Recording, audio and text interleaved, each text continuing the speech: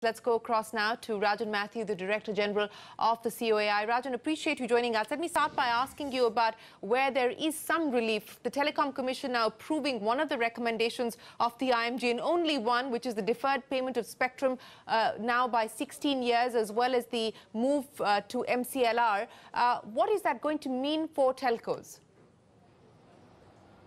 So, Shireen, thank you. First of all, we have to say thank you to the Minister of Communications, Mr. Sinha, and to the DOT Secretary, Mrs. Sundarajan. They've really pushed for us. They've been very open to helping the industry. And so we have to say thank you for this particular relief. We did ask for it. The question is that really significant enough to address the systemic problems of the financial condition of the industry? So we'll take what we get. It'll help in terms of the cash flow, but the systemic financial issues of the industry haven't really been addressed.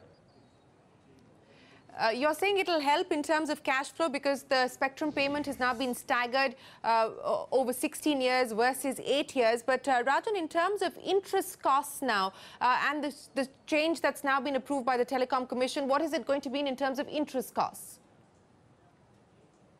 So what has happened, Shireen, you've increased the term to 16 years, you reduce the interest rate, so plus minus on a net present value, clearly there is a benefit, but the total payment stream on a net present value appears to be relatively the same. So it does offer relief, but it is more in terms of meeting the liquidity issues. So obviously when you extend EMI, the monthly payments or the annual payments decrease, but of course since you've extended the term, you pay more interest, even with a lower interest rate. So it kind of offsets one another, but it certainly is helpful, no doubt about it. Okay. Now, let me ask you about the other decision, and that was the decision that came in from the Bombay High Court denying ad interim relief on your petition on the plea of Airtel and Idea.